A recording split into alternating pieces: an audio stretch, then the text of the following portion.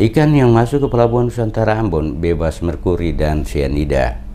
Menyikapi pemberitaan asal hasil riset pakar kimia dan lingkungan hidup Justinus Male dari Universitas Patimura Ambon soal ikan yang telah tercemar merkuri dan sianida ditepis oleh pihak unit pelaksana teknis atau UPT Pusat yang berada di bawah Direktorat Jenderal Perikanan Tangkap Departemen Kelautan dan Perikanan pada Pelabuhan Perikanan Nusantara Tantui Ambon. Nurul Hanif, Wakasubag Tata Usaha Pelabuhan Perikanan Nusantara Tantui Ambon dari unit pelaksana teknis Direktorat Jenderal Perikanan Tangkap Departemen Kelautan dan Perikanan yang mengawasi masuk dan keluarnya ikan pada Pelabuhan Perikanan Nusantara Ambon menyatakan semua ikan yang didaratkan pada Pelabuhan Nusantara Ambon aman untuk dikonsumsi. Dikatakannya setiap ikan yang didaratkan pada Pelabuhan Nusantara Ambon akan melalui uji oleh para petugas dari unit pelaksana teknis yang berada di bawah Direktorat Jenderal Perikanan Tangkap Departemen Kelautan dan Perikanan. Oleh karenanya itu, pihaknya memastikan bahwa semua ikan yang masuk pada Pelabuhan Perikanan Nusantara aman dan bebas dari merkuri serta sianida seperti yang diberitakan sebelumnya.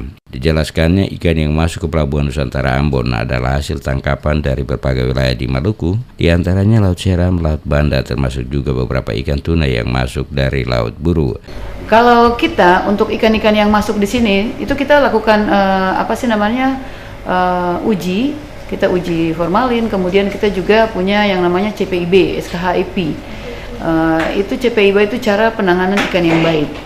Untuk penanganan ikan yang baik, kita ambil ikannya, kita lihat juga ikannya, dan ikan-ikan yang kita lihat yang masuk atau didaratkan di Pelabuhan Perikanan Nusantara Ambon itu dia istilahnya aman untuk dikonsumsi dan terbebas dari segala itu.